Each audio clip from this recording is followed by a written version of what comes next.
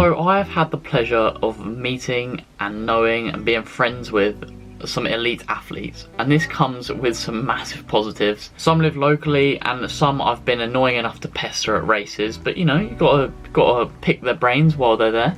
So things like the night of the 10Ks or Great North Run, I've been really annoying with asking elite athletes questions on how I can improve my running or little things that they do that has improved their running. And basically, I'm going to share some of that knowledge with you, or some things that I've picked up from watching these elite athletes. And yeah, maybe you can learn a thing or two, and maybe these things will help you in the same way they've helped me. So yeah, here's 5 things that I've learned from elite athletes that I know or have ran with or have watched that have improved my running and will hopefully help you improve yours. A massive thank you to Manta Sleep for sponsoring this video, but we'll get into that a little bit later. But for now, it's a Saturday, so I need to get ready for my session, so let's get ready.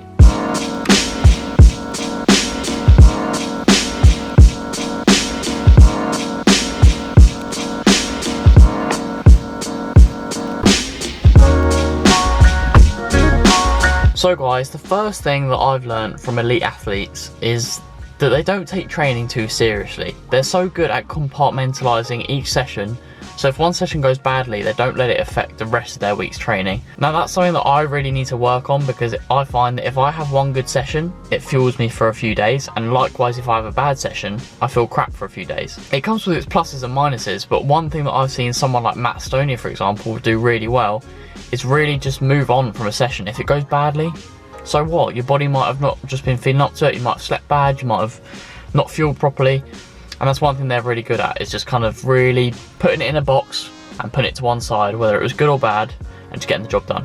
So that's what I'm going to do. I'm going to train in. It doesn't matter how it goes. We both know. We both know that's not going to happen. I'm going to be happy or sad depending on how this session goes, but I'm trying my best.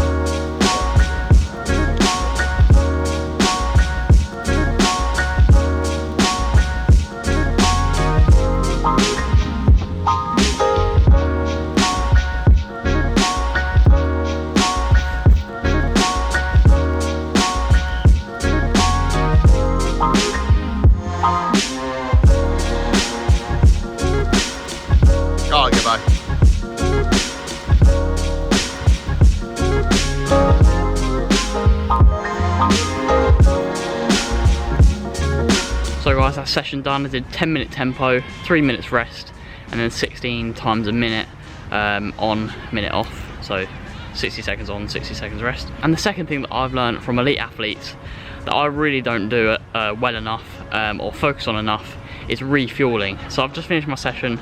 I'm going to get my banana straight in. None of these like crappy kind of manufactured rubbish. Just some good old-fashioned carbs if I can open it. I'm going to go home and get a good carb, protein, vegetable rich lunch in me so that I can recover from this session and then get back to training later. Yummy. They're a bit too green for my liking, but it's what they do, so. Could do with them being a bit more brown. Drop down in the comments how you like your bananas.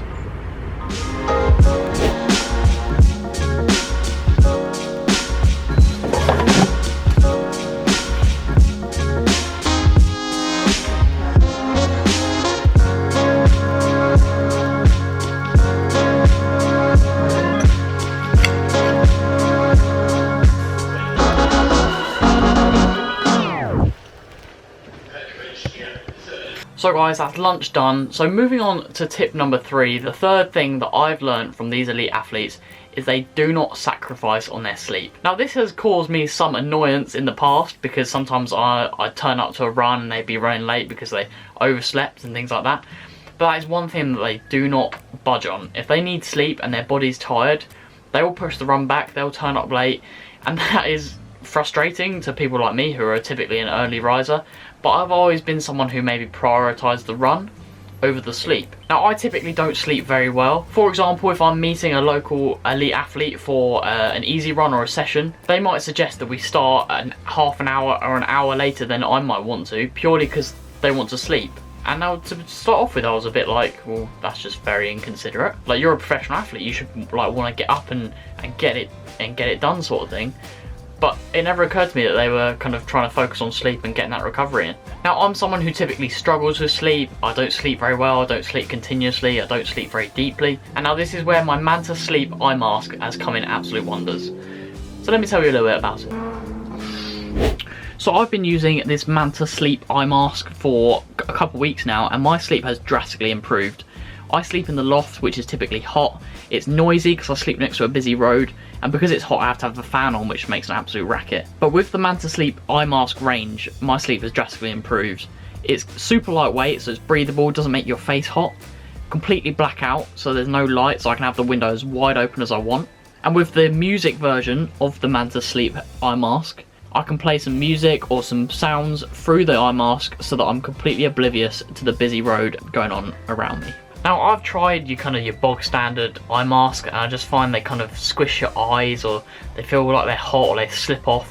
But I have actually been genuinely impressed with the quality of these Manta Sleep eye masks. But one thing I found with the Manta Sleep eye mask is because they don't sit on the eyes, it's so comfortable, and you can kind of open your eyes, you can blink if you need to, and it doesn't feel like you're being kind of suffocated over the eyes. So take last night, for example. I got 8.5 hours sleep, and that is a huge improvement for me, someone who genuinely gets around 7 hours of sleep.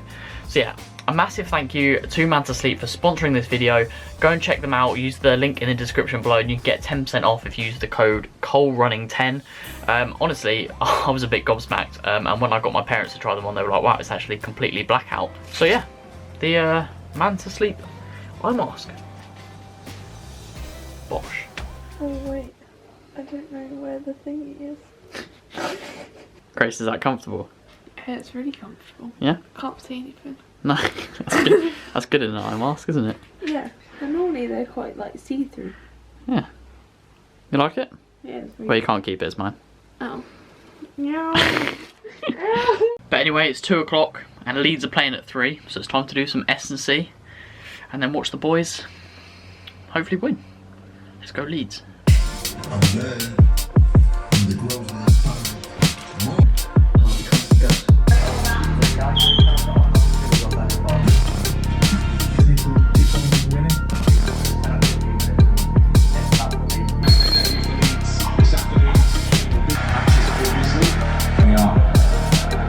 So we don't need to mention the football. We don't need to talk about that. What football? And the fourth tip that I've learned from training with elite athletes is that they utilise company wherever possible. Now this is for runs, this is for sessions. Even if the people that they're training with aren't quite as good as them, they really do try and find company or appreciate the company wherever possible. Even if their rep is 3 times as long, 4 times as long, or they're going much quicker, anytime there's company, it helps them stay accountable. And it's the same for us, right? If I can find people to run with on my long run, it just gives me a little bit of company, breaks up the run, gets it done quicker, or just makes it more enjoyable, and that's definitely something that I've learned. So recently I've been heading out for runs with my dad and my sister, who, in fairness, are much slower than me, but it makes getting the run done so much easier, someone to chat to, makes it more enjoyable. So that's the fourth thing I've learned. But unfortunately on today's double run, I've got no company, so it's just me, my podcast. Yeah, not even Steve, unfortunately. Just me and my podcast. Bit of peace and quiet. Absolute bliss. So I'm back from the run, 5 miles banked, nice and easy around the coast of Herne Bay, I guess. So it's now 6:20, time for a shower, and then dinner time, and then I'll tell you that 5th tip. I've built up quite the appetite, let's say, after S&C and the second run. So yeah, let's get cleaned up.